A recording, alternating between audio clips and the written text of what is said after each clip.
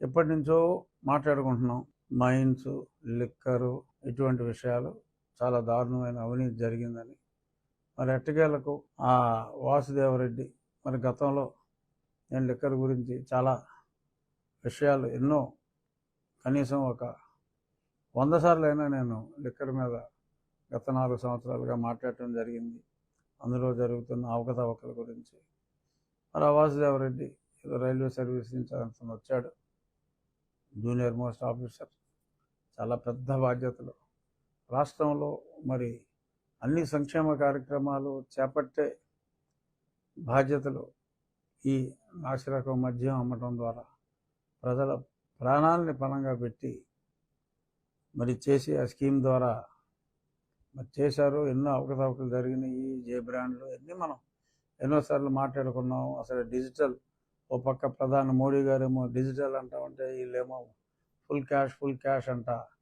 వీళ్ళు అంటే అప్పుడు ప్రభుత్వం. ఇవన్నిటి గురించి మనం మాట్లాడుకున్నాం ఎన్నోసార్లు.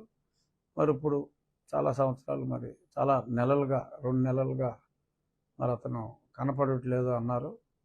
మరి నిన్న బెంగళూరులో మొన్న దొరికినట్టు మరి ఆయన్ని విచారణ చేస్తున్నట్టుగా కూడా వచ్చినాయి. సో ప్రస్తుతానికైతే ఆయన దొరికాడు. మరి వ్యవహారాలు దొరకాలి. అలాగే మరో గనుడు, మరి గనులను చూసే వెంకటరెడ్డి, అతను కోస్ట్ గార్డ్ సర్వీసు, కోస్ట్ గార్డ్కి మైన్కి సంబంధం ఏంటో మరి తీసుకొచ్చిన ముఖ్యమంత్రి గారికి తెలియాలి. మరి ఆ వెంకటరెడ్డి గారు ఆ మైన్స్ ఆయన కూడా పరారులో ఉన్నారట. మరి ఇప్పుడు వాసుదేవరెడ్డి గారు లాగా మరి ఈయన ఎప్పుడు దొరుకుతాడు ఈ వెంకటరెడ్డి గారు? మరి అక్కడ కూడా చాలా విషయాలు మరి బయటికి రావాల్సింది ఉంది. అలాగే మరి గతంలో ఈ మైన్స్, ఈ శాండ్ వ్యవహారాలన్నీ చూసింది మధుసూదన్ రెడ్డి అనే ఇంకో అధికారి. మరి ఆయన సర్వీస్ నుంచి వచ్చాడు. ఆ మధుసూదన్ రెడ్డిని ఆ తర్వాత ఫైబర్ నెట్కి మార్చడం జరిగింది. మరి ఆ ఫైబర్ నెట్లో కూడా ఎన్నో అవకతవకలు జరిగాయి. మళ్ళీ ఆయన నేను వెనక్కి వెళ్ళిపోతాను బాబాయ్ అంటే మరి అతను కూడా సస్పెండ్ చేసి ఆపడం జరిగింది.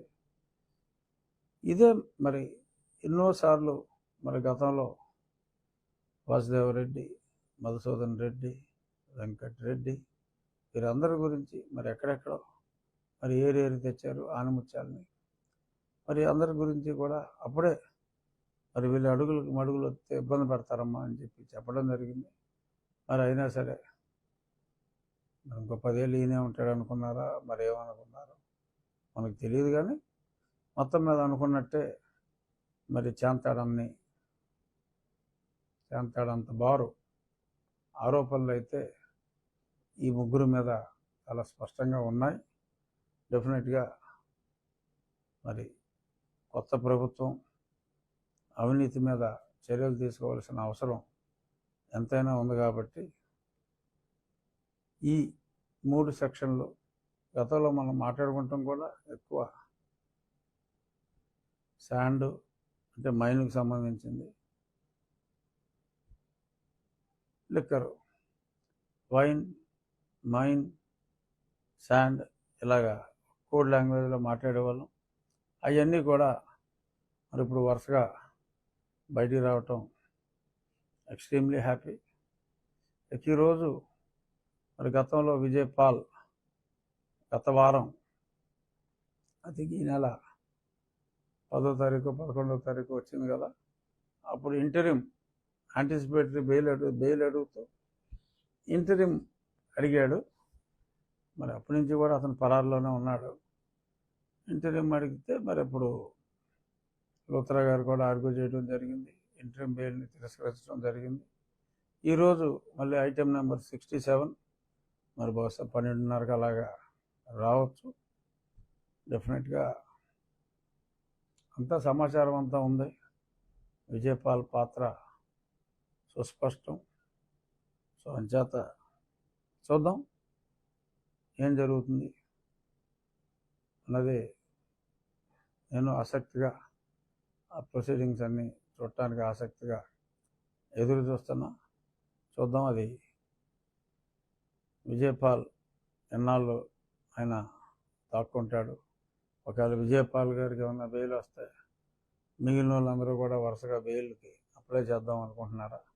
నాకైతే త్వరితగతిన విచారణ అంతా క్లియర్, అక్కడ ఏమీ లేదు.